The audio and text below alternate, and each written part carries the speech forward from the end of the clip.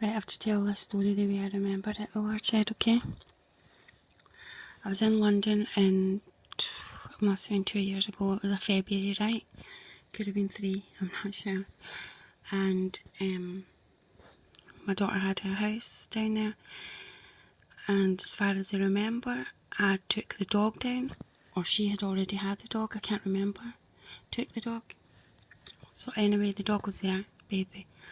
And she was busy. As soon as I got there, her and her transvestite friend, big tall Jamaican, or no, something from somewhere, right, was there, and they answered the door to me in sex clothes.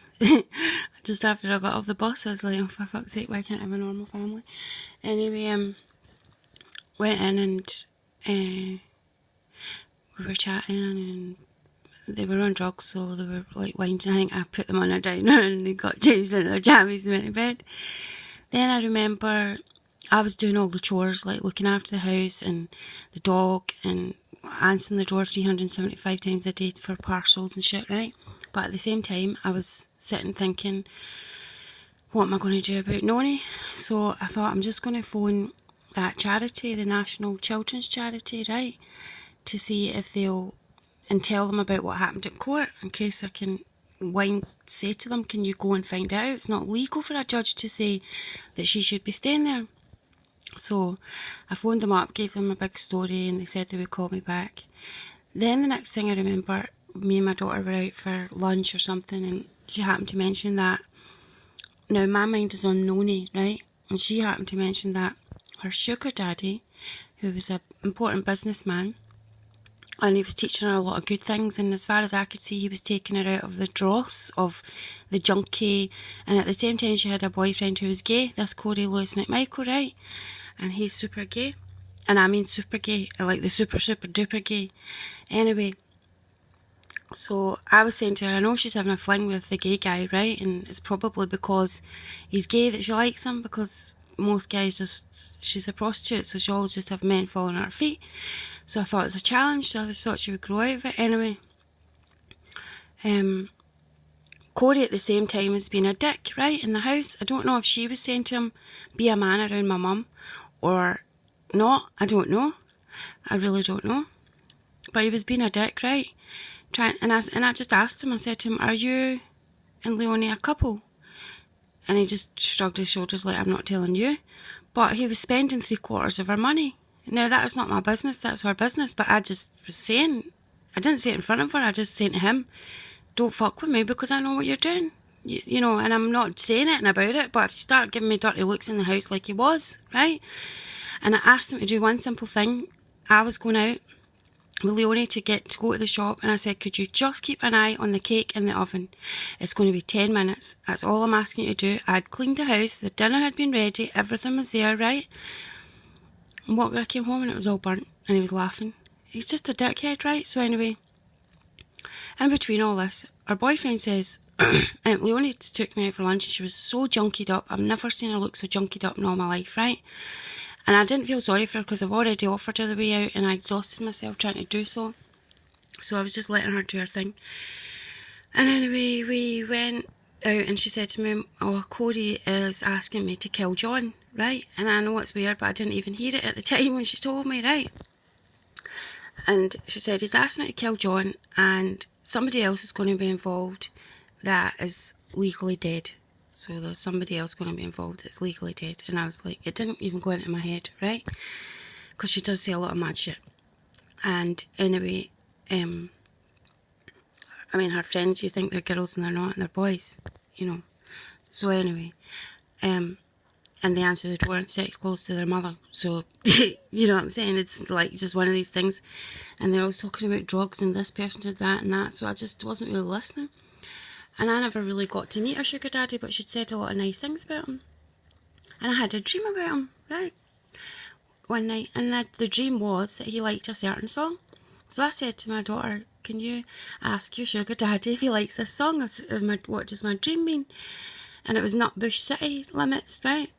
By Tina Turner. And he laughed and said, yeah, tell your mum I do like it. So that was it. And then I don't know how I met him. Leonie was dropping me somewhere, and I was in the car with her, and she was dropping me off first to go and see him, before going and seeing him. So she said, oh, can we just take my mum for a drink? So we went for a wee drink in a hotel somewhere, me and him and Leonie. And unfortunately, I had a t-shirt on that said, fuck with me, right?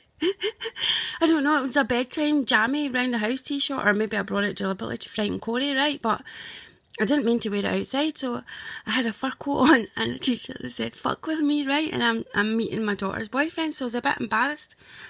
Like, he's a proper gentleman, you know. And I was trying to cover it up, and anyway, that was funny. But she was a bit funny at that meeting, I don't know why, and she said something like, if anybody annoys my mum, I'll kill them.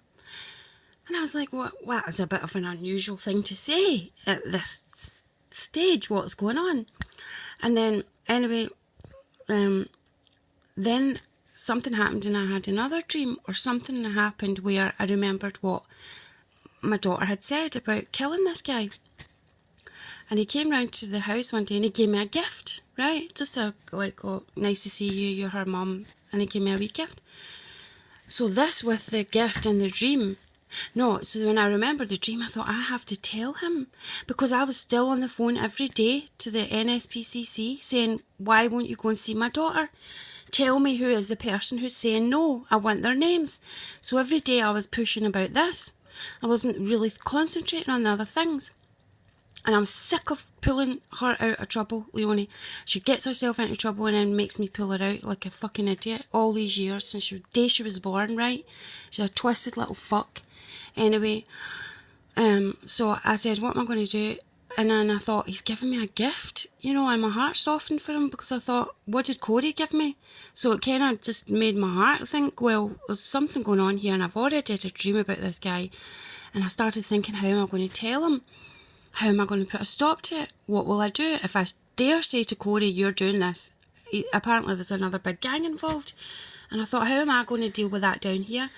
Such a long story, but cut a long story short, I told the guy, right, and I said, I've got something to tell you, and I said, please ask for forgiveness for Leonie's sake, because she's a junkie. She always did take a lot of ecstasy and stuff, but now she's on crack, and it's him that's making her take all these drugs so they can take her money off him. He's in this big gay gang, right, who pretend they don't know each other, and one minute they're men and the next minute they're women, whenever it feels like. Do you know what I'm saying? And she's just running, like having rings run down her. And I just said, I don't know what to do. So anyway, the guy said, don't worry about it. We'll record the phone calls and stuff like that, right? And we'll find out what's going on. And then, so a few days later, I managed to get a bit of time with Leonie and ask her what was really going on. And she told me some more details. And I was saying, you're not really going to do it, are you? And she wasn't talking sense. She was talking like she would have murdered him, right? Or she was going to drug him. So I asked him, could you please put her in a, you know, one of these places to get her off the drugs, and we'll get her put in there, and we'll let the police deal with these people. And cut a long story short, right, this is what the outcome.